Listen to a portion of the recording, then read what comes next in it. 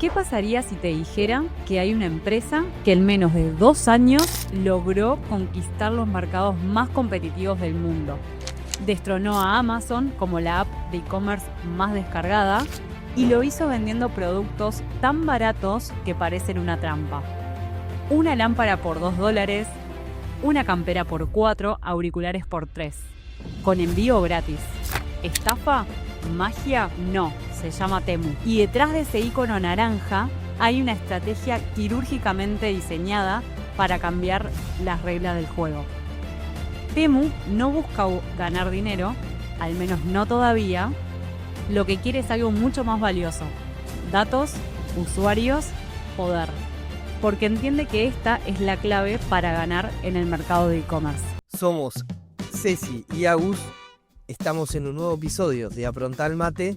Acompáñanos a ver cómo las empresas más disruptivas también son las que caminan al borde del abismo. El matedato de hoy es que en Uruguay este tipo de compras al exterior pasaron de 220.000 usuarios a 650.000 usuarios. Tener en cuenta prácticamente un cuarto del país que utiliza esta modalidad de compra.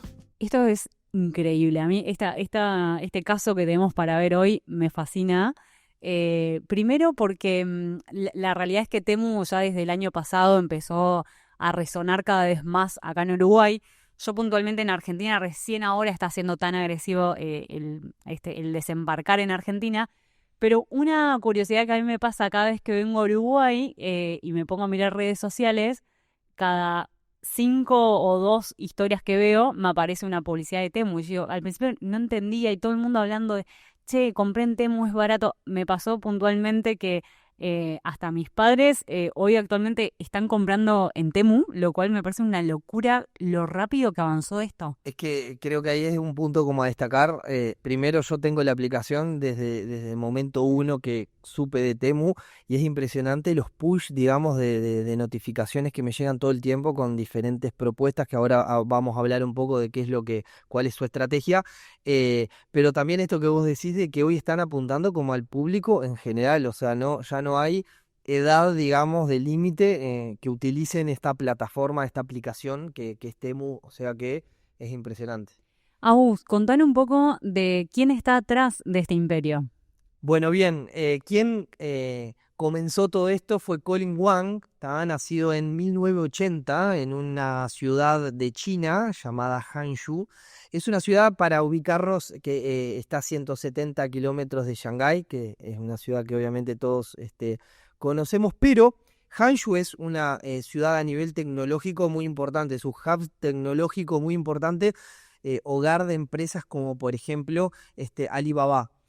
Él nace en el núcleo de una familia humilde, con bajos recursos, pero con algo que sí lo diferenciaba del resto, que era su talento natural por las matemáticas.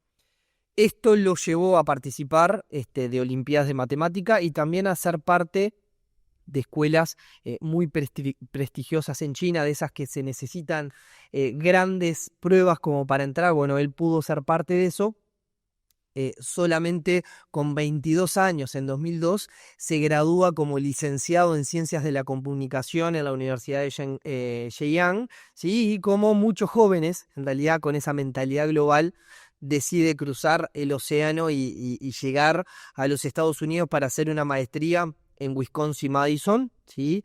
Que obviamente, imagínate, se destacó durante ese trayecto. Él hizo una pasantía en Microsoft, una empresa obviamente de tecnología muy importante. Fue tan bueno cómo se desenvolvió, digamos, mientras estaba haciendo esa maestría, que entró en una pasantía en Microsoft, obviamente todos conocemos como una empresa de tecnología recontra importante, y cuando termina esa maestría en 2004 entra como ingeniero de software a Google. Google en sus primeros momentos, ¿no? O sea, Google... Era el Google de hoy, el lugar donde tiene unas oficinas increíbles y la empresa que todos conocemos. Exacto, estaba en sus primeros 6 años. De hecho, cuando él entra recién, o sea, a los 6 meses fue que empezó a cotizar en bolsa. O sea, que imagínate que en realidad era realmente en la primera etapa.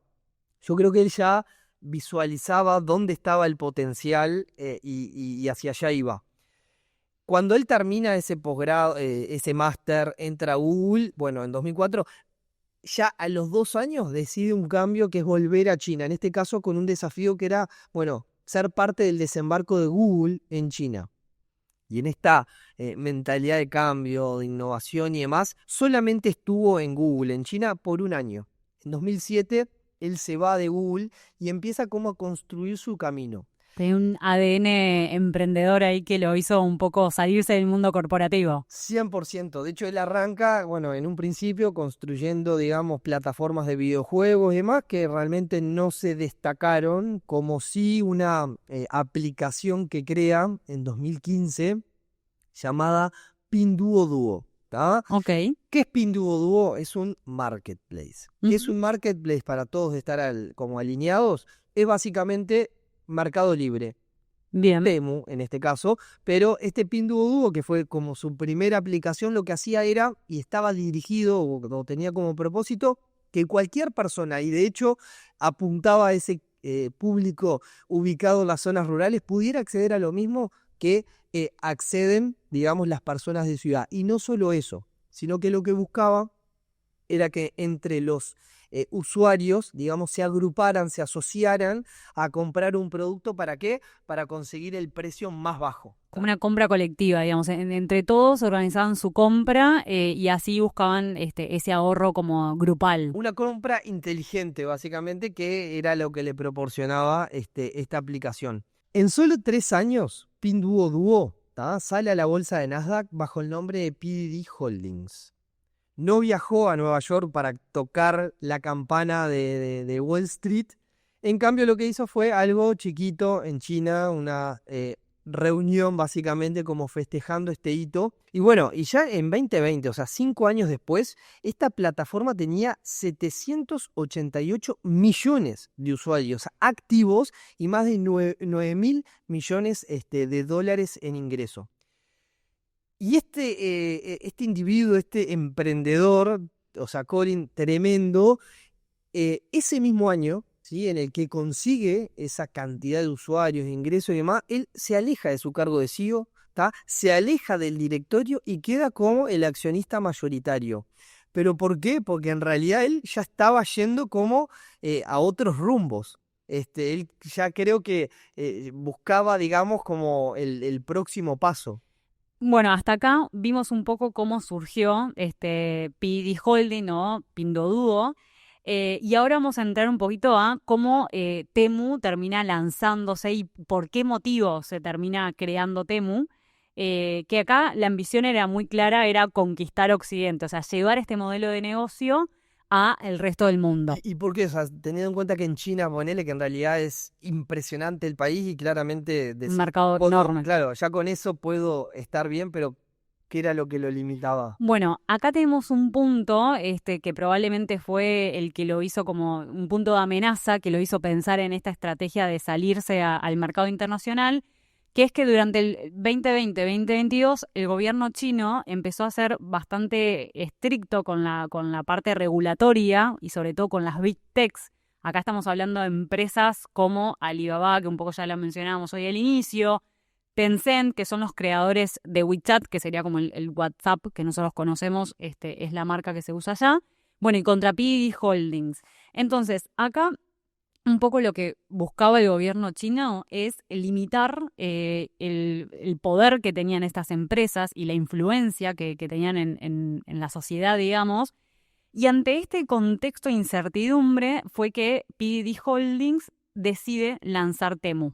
O sea que ahora, para ubicarnos un poquito en tiempo y espacio, tenemos a PDD Holding, que es la empresa que cotiza en bolsa, dueños de Pinduoduo, que Pinduoduo funciona como marca de aplicación en China, y Temu, que sale como marca, digamos, al resto del mundo. Pero lo hace de una forma distinta, sobre todo para evadir un poco este control de China.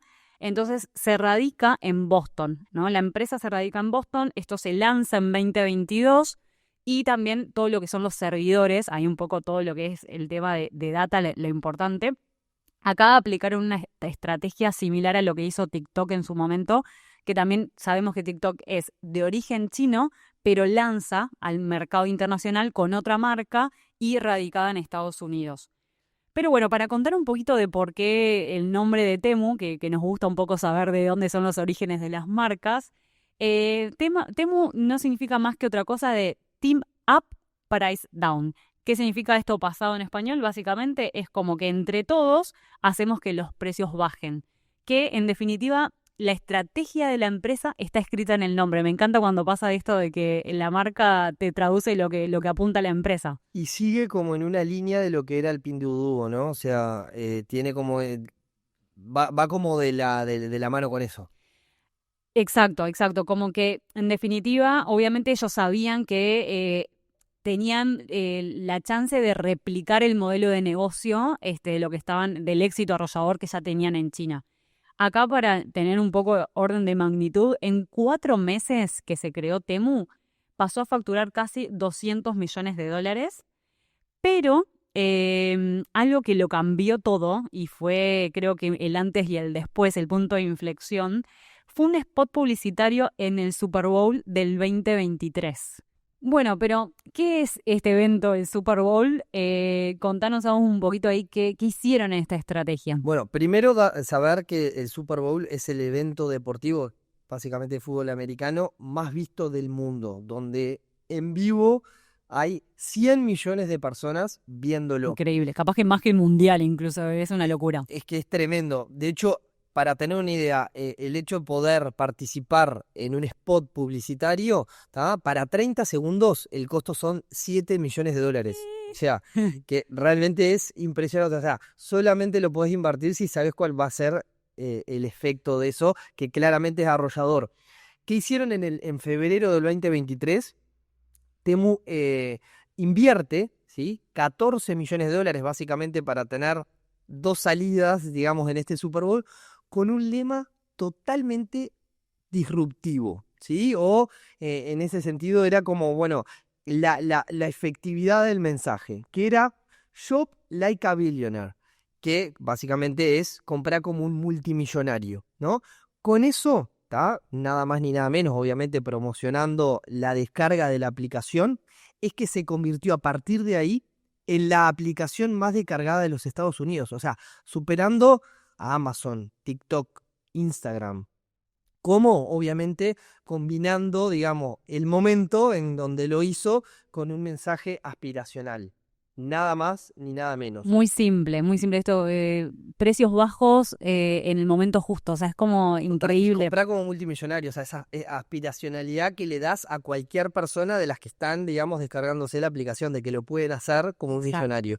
Y ahí es donde, bueno, empieza todo esto de el dudar de esto será real, cómo puede ser tan barato, pero ahí comienzan, bueno, los reviews, los hauls de los compradores que compraban las cosas y obviamente las presumían de alguna manera en las redes sociales, porque cuando uno compra algo de manera inteligente y barata, claramente lo que hace es como, bueno, esa reseña básicamente natural. Y de hecho ahí Temu, o sea, muchas veces buscaba a esos influencers, o sea, he visto videos de, por ejemplo, gente que por ahí no se quiere, como no está tan alineada capaz a esta filosofía de empresa, pero mails capaz que te llegan, así como nos llegan a nosotros, los usuarios, notificaciones para comprar, mails a los influencers de haceme el video, yo te mando la compra gratis, pero haceme un video con mostrando estos famosos videos de cuánto compré por $30. Increíble que, o sea, se apalancó mucho también de ese marketing por influencers, digamos, por Total. decir. Ahora, hay una realidad, ¿no? O sea, aparte de esta estrategia de marketing, de que realmente funcionó, de que lo hizo en el Super Bowl, de que tuvo, imagínate, convertirse en la aplicación más descargada, el contexto igual era muy favorable. O sea, creo que fue el momento de hacerlo. O sea, la audiencia ya había vivido una pandemia, o sea que la compra del e-commerce ya estaba naturalizada, o sea que eso ya eran muchos pasos adelantados. Sí, aceleró muchísimo eso, claro. Y un escenario en Estados Unidos de inflación y pérdida de poder adquisitivo importantísimo, donde obviamente ahí lo que más importaba, ¿no? Era el precio, y era un precio que los retailers, digamos, tradicionales no podían ofrecer. Claro. ¿Por qué? por la gran estructura de costos, que también en el capítulo pasado veíamos puedo generar muchos ingresos, pero tengo en el retail tanto costo operativo que mi rentabilidad es muy baja. Y bueno, y en este caso, él pudo ofrecer ese precio que el retailer tradicional no pudo ofrecer, y obviamente que con eso conquista el mercado, gana usuarios, escala, básicamente logra su objetivo, ¿tá? En esto de replicar, como habíamos dicho antes, lo que había hecho en China con Pinduoduo, ¿sí? Para agosto de 2023, Temu ya contaba con más de 100 millones de usuarios activos y hasta fines de ese año alcanzó un nuevo hito. ¿Se acuerdan que habíamos contado que Pinduoduo, o PDD Holding, había salido a bolsa? Bueno, para ese año, para 2023, alcanzó una capitalización bursátil que básicamente es, che, ¿cuánto valen las acciones que están en circulación? Y había superado a Alibaba con 195.000 millones de dólares, lo que cotizaba, digamos, PDD Holding, dueña obviamente de estas dos marcas en el mercado chino y en el mercado global. Ahora, ¿se quedó con eso? Porque yo creo que ya ahí yo ya lo mediría y diría, este es mi éxito, y creo que seguiría que fluya todo, ¿no? ¿Para qué seguir desembolsando más inversión cuando en realidad vos ya tenías como usuarios? Pero no, lejos de eso, Temu para 2024 dijo, lo que hicimos el año pasado, me imagino así como la junta de marketing, che, salió muy linda la estrategia de Super Bowl del año pasado, pero este año tenemos que redoblar las apuestas y triplicaron. Apuestas. No, tremendo. O sea, salieron con 6 anuncios en el Super Bowl del 2024, más de 40 millones de dólares invertidos. ¿Y qué pasó? Y obviamente una oleada de descargas descomunal, y ahí sí una presencia a nivel global que creo que era como lo que querían y esperaban, ¿no? Un poco para redondear este primer año de operación de Temu, gastó 2.000 millones de dólares solo en publicidad y un 75% de esto estaba destinado a redes sociales, por eso obviamente ahora nos hace sentido de cuántos anuncios nos llegan en nuestras redes sociales, convirtiéndose en uno de los anunciantes más agresivos que se haya visto en la historia del mundo de negocio.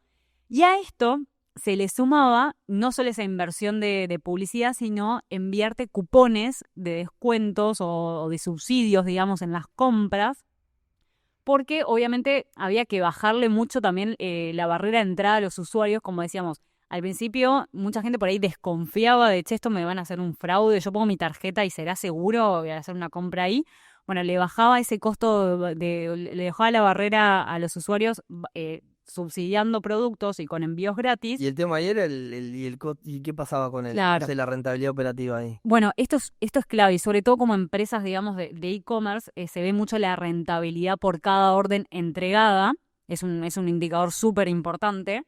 Y estamos hablando que para este año 2023, Temu perdía desde 7 hasta 30 dólares por cada pedido entregado. O sea que perdían, básicamente. O sea, estaban con una caja negativa, obviamente, seguramente financiándola de lo que salían a bolsa, y seguramente por ahí algún revenue de Pinduoduo, pero sí, hasta el momento, Temu... O sea, seguía en realidad con su objetivo, que hasta ahora en ningún momento su objetivo era la rentabilidad, era la escala. Exacto, exacto. O sea, esto de entrar a un mercado competitivo y de jugar con grandes como Amazon, Walmart, diciendo, sí, tengo que ir a pérdida para poder penetrar el mercado y ganar share, digamos, como la cuota de mercado de cuánto de las empresas competitivas, digamos, de tu industria. Ahora, parte de esa pérdida, ¿la cubría en un principio con lo que serían los proveedores, por ejemplo, como ocurre básicamente en el mundo del retail? ¿No?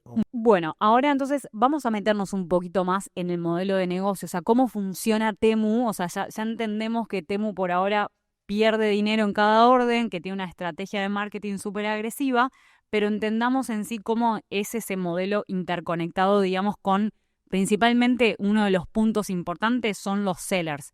Los sellers, en definitiva, son los vendedores que le proveen la mercadería que nosotros como usuarios finales vamos a comprar. Entonces, en definitiva, nosotros en Temu cada vez que accedemos y vemos toda esa variedad de surtido y de productos que es impresionante, esos son diferentes vendedores lo que me están ofreciendo esos productos. Acá algo importante son dos cosas a saber. Primero, que trabaja con un modelo de consignación, que es clave. ¿Qué significa esto? Que Temu no le tiene que comprar toda esa mercadería a estos vendedores, a estos sellers, con lo cual hace obviamente que no sea una inversión en inventario altísima. O sea, cada vez que el producto se vende, recién ahí Temu le va a pagar a estos sellers. Y la otra importante acá a saber es que no le trasladan esta agresividad en precio o promocionalidad que hace Temu al seller. O sea, Temu pacta un precio con el vendedor y le respeta ese precio y no hace que si después Temu quiere salir a reventar ese producto con muchísimo descuento, no le traslada esa baja de margen al proveedor o al seller. Después igual vamos a ver un poquito como que no todo es tan color de rosa con los sellers, pero lo vamos a dejar un poquito más para adelante. El segundo punto súper importante y relevante del modelo de negocio de Temu es cómo lleva adelante toda esta logística que se llama un nombre muy particular y esto aparte lo diferencia de sus competidores como, por ejemplo, podríamos pensar en Amazon o Mercado Libre, por ejemplo. ¿Por qué? Porque no es que solo Temu es el marketplace, sino que hace un paso más y también se encargan de la logística de esos productos. Esto se llama el full service o el fulfillment model, donde básicamente si tuviéramos que hacer como todo el recorrido del producto, Temu lo va a buscar a donde el proveedor se lo entregue. Lo almacena en un centro de distribución de Temu en China. Consolida. De ahí, después, obviamente, tiene negociado, por ejemplo, generalmente los pedidos suelen viajar por avión, o sea que tienen, digamos, negociaciones con ciertas aerolíneas para bajar costos.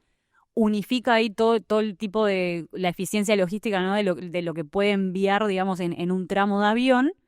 Y después está asociado, por ejemplo, en Estados Unidos con FedEx para que haga la entrega en la puerta del cliente. Pero en definitiva tenés este control de punta a punta. Toda la cadena de valor. Tiene toda la cadena de valor y hace que también ellos puedan jugar con el tiempo de entrega, ¿no? De tratar de obviamente bajar. O sea, para Temu es muy importante en cuántos días yo le voy a hacer llegar ese pedido al cliente, que obviamente no va a ser en 24 horas, como por ejemplo si estuviéramos en Estados Unidos, comprar de Amazon o acá mismo en Uruguay, comprar de Mercado Libre, no me lo va a entregar en 24 horas, pero el precio es muy bueno para decir, bueno, espero una semana y en una semana me llega el pedido.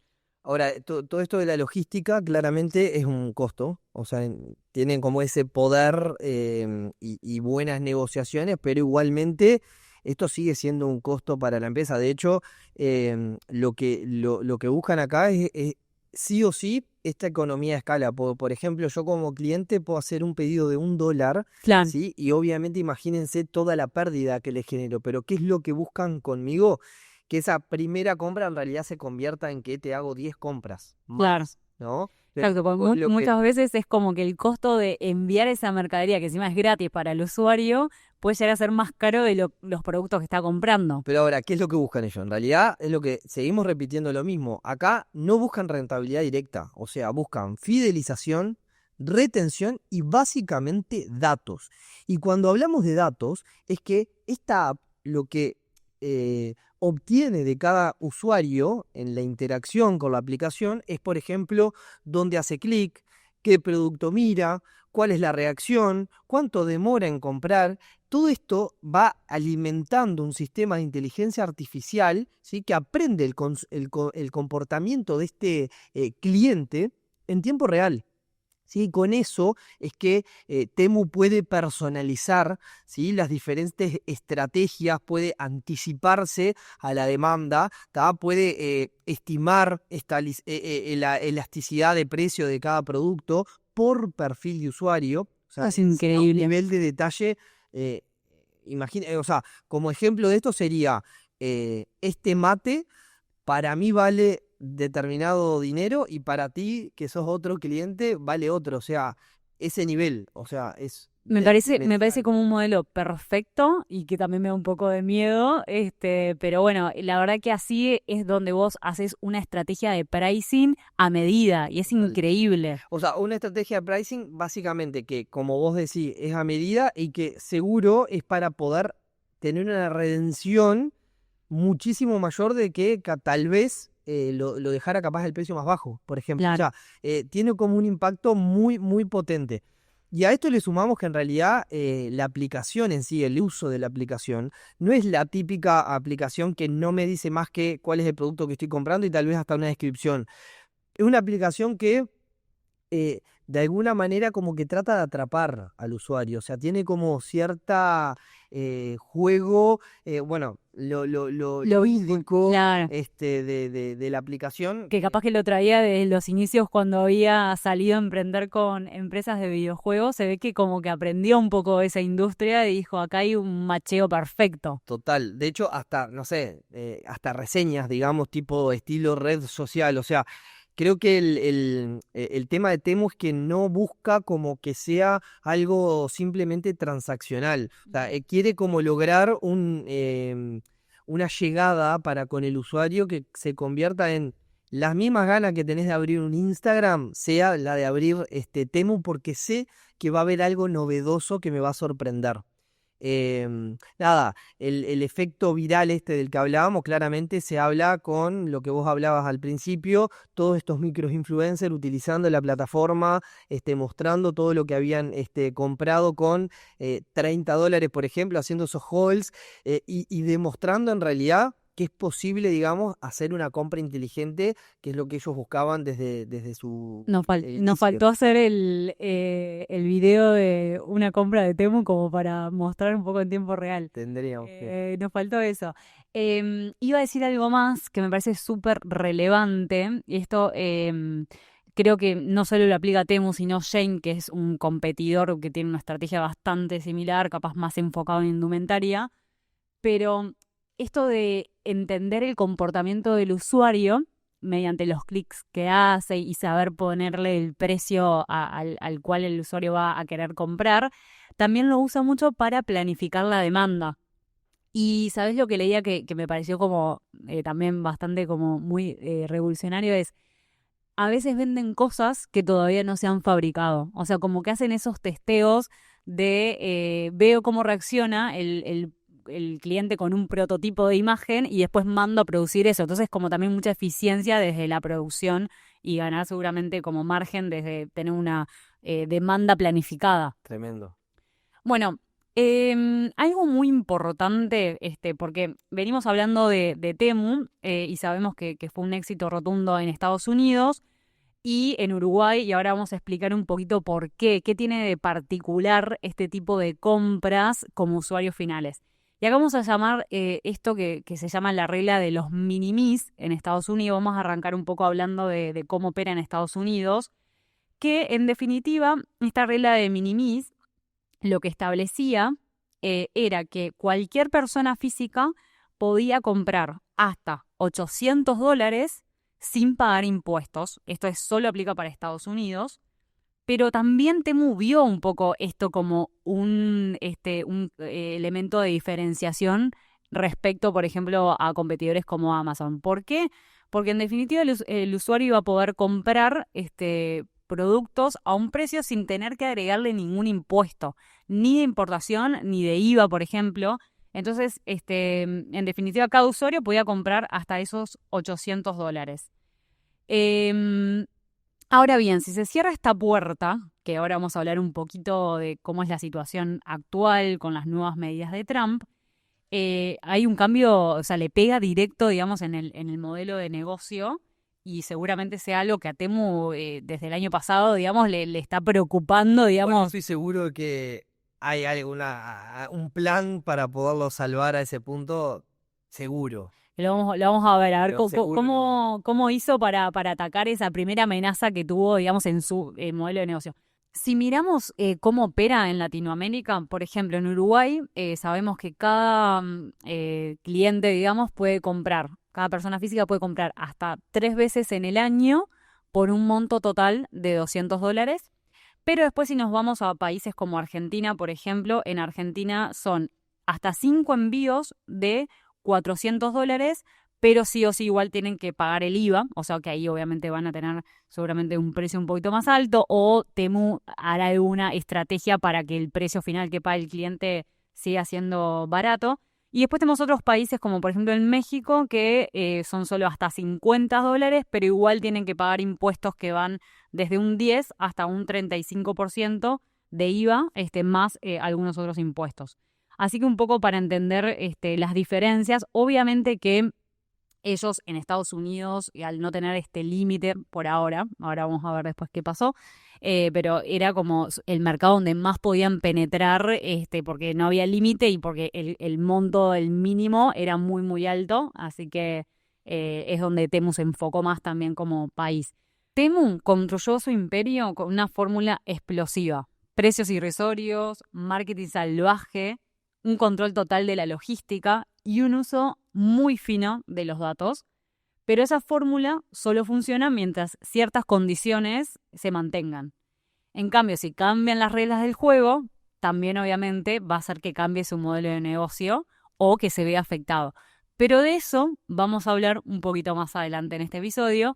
¿Sabes qué me interesa que también toquemos un poco acá? Digamos, como vamos a llamarle el lado B de Temu, porque nosotros venimos hablando de que podemos comprar capaz por $30 10 artículos, pero ¿qué hay detrás de todo eso? O sea, ¿cuál es como la cara oculta de cuando estamos pagando un precio que no hace sentido? ¿Quién lo termina pagando en Bueno, definitiva? de hecho, creo que dentro de este lado B están, primero, o sea, cuestiones de que la realidad es que hay que ver si son reales o no, pero de si ese producto que te están ofreciendo es o no el que vos crees que estás comprando. Digamos que después te puede llegar cualquier cosa, por eso la importancia, ¿no?, de la reseña y demás que lo tenés. Bien, o sea, detrás de todo este éxito del que hablábamos, de la estrategia y demás, sí hay un lado B. Que básicamente es donde Temu despierta preguntas en los usuarios, ¿tá? Y básicamente es que, no sé, por ejemplo, o sea, se han detectado prácticas que se podrían llamar engañosas.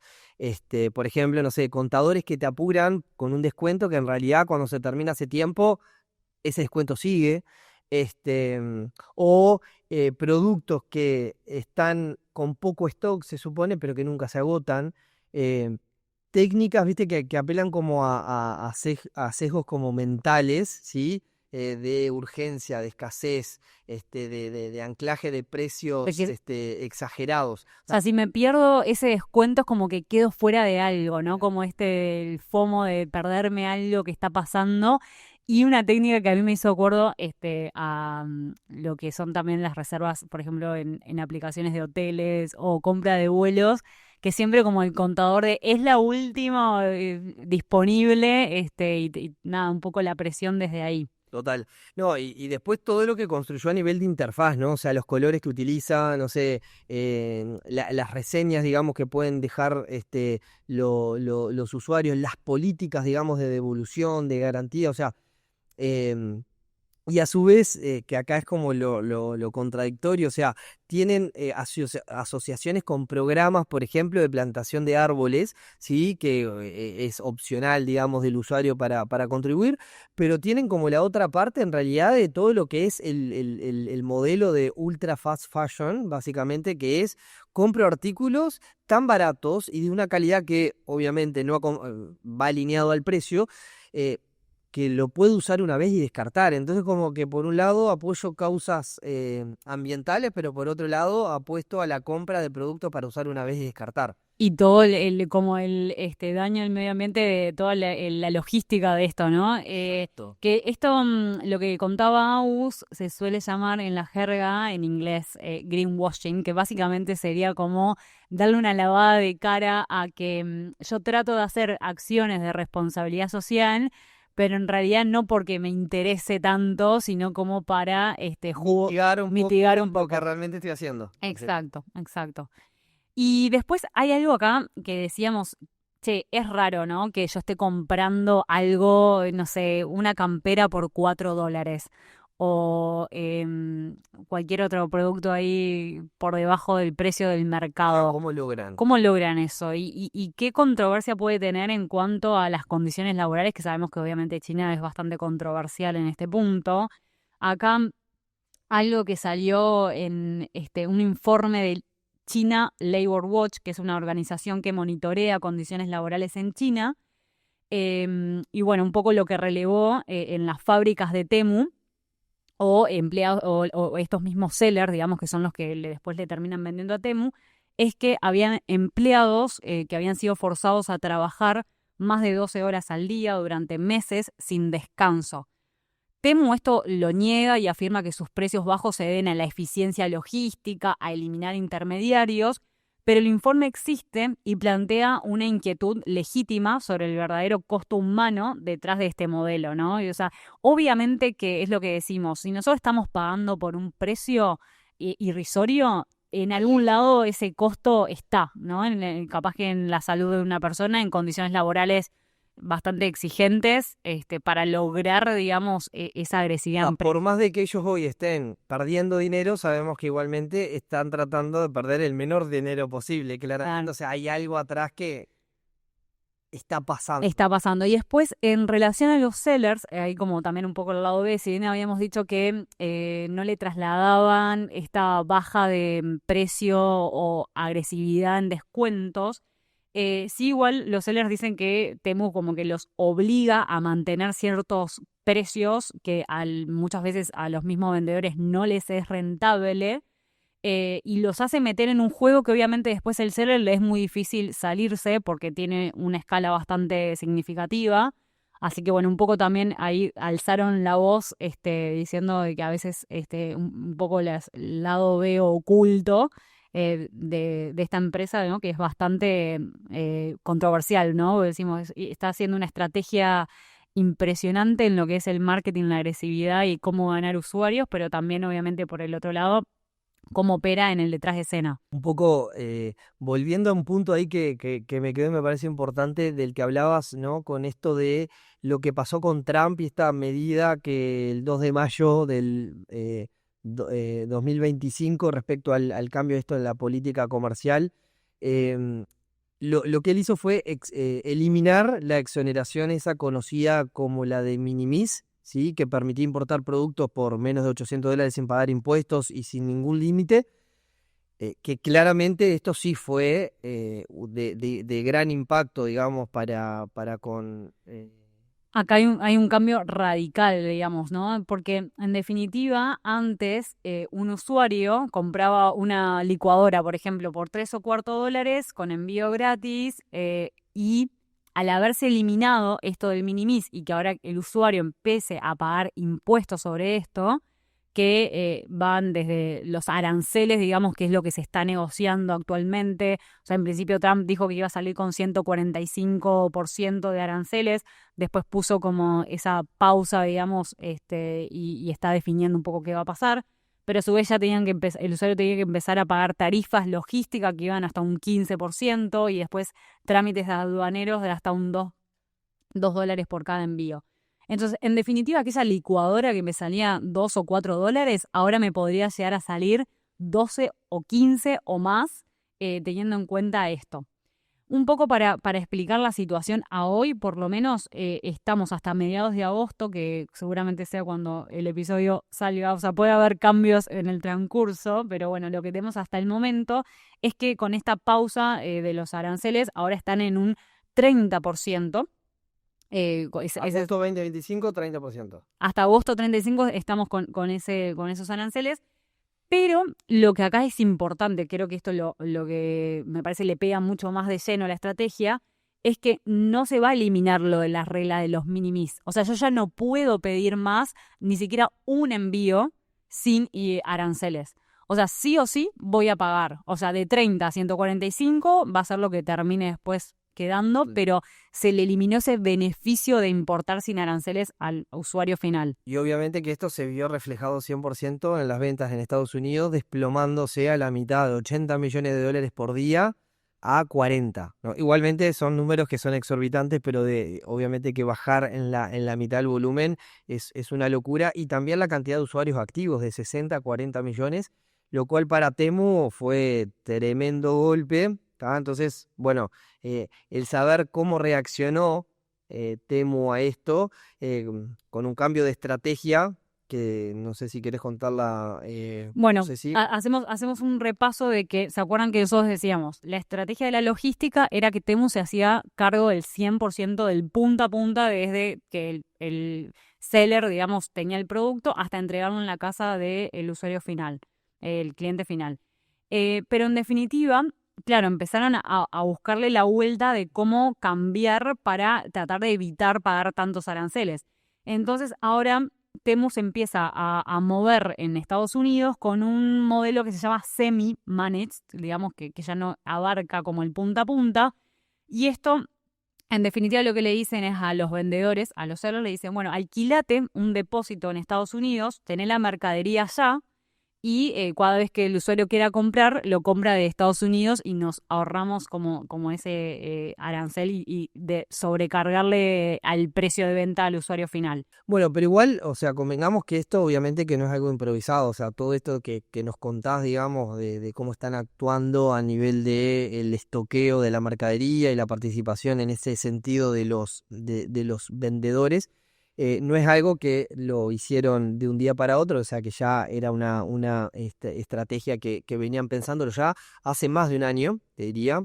Este, y bueno, también involucrar al vendedor en los días, digamos, de entrega, o sea, haciéndolos cargo en caso de que, por ejemplo, la entrega exceda los 9 días que ellos tienen como política de máximo. Este, y obviamente, con todo esto que estamos hablando, el efecto a nivel de lo que es la acción, también obviamente a nivel financiero, esto tuvo un golpe importante. De hecho, las acciones de PD Holdings, ¿tá?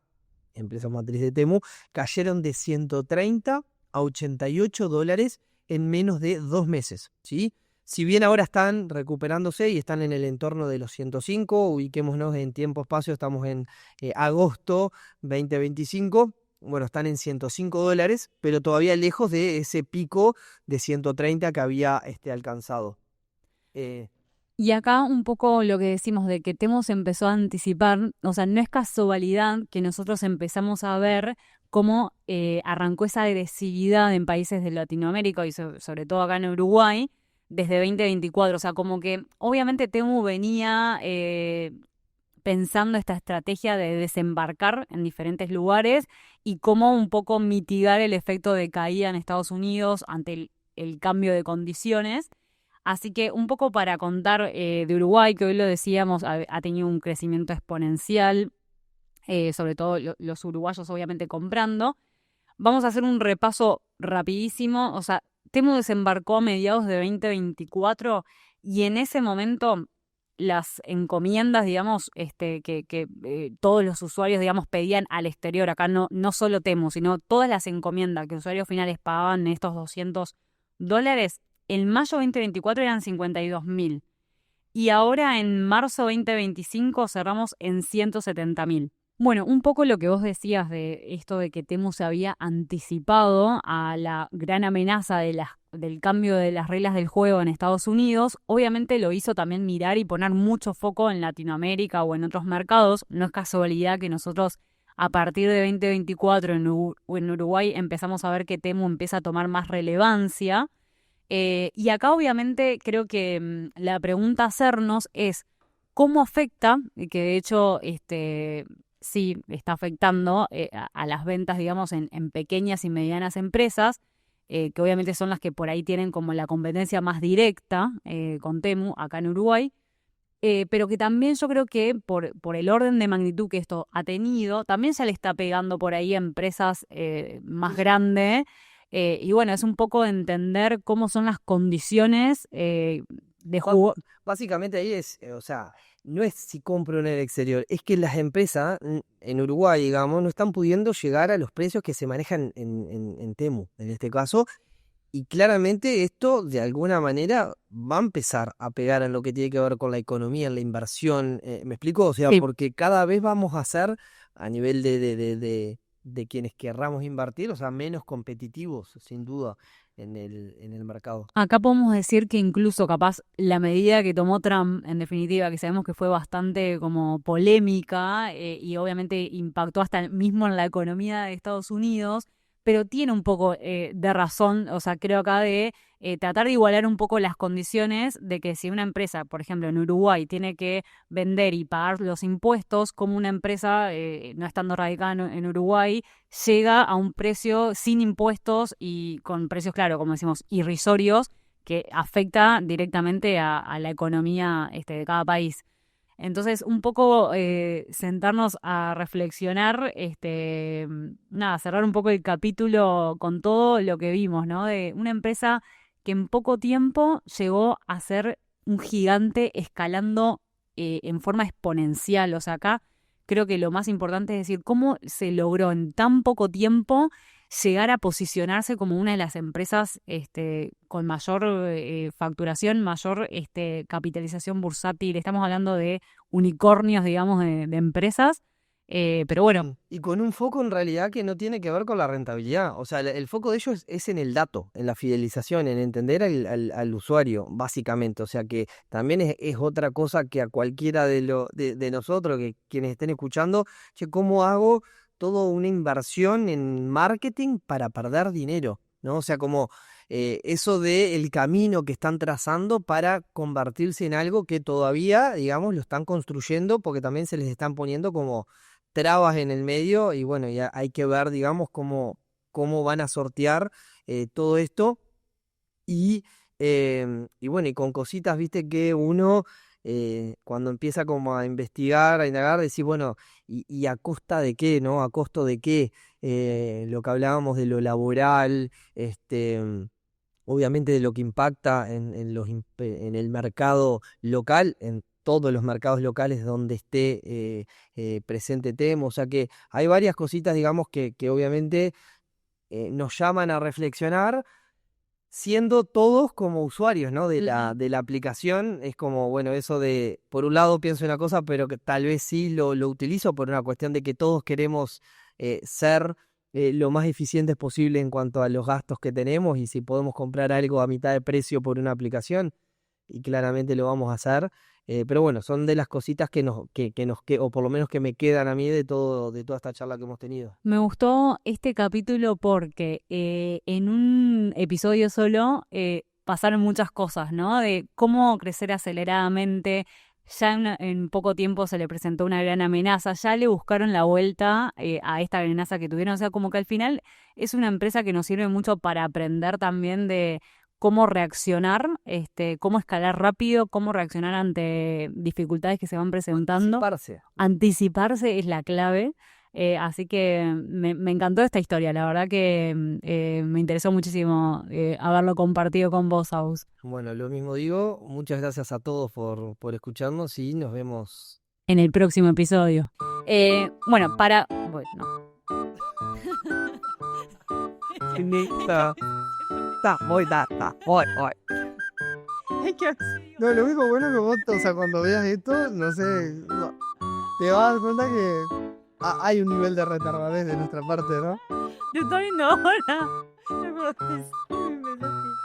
Dale, no me vuelvo a esto. Dale que falta poco. Ya está, ya estamos terminando, ¿eh?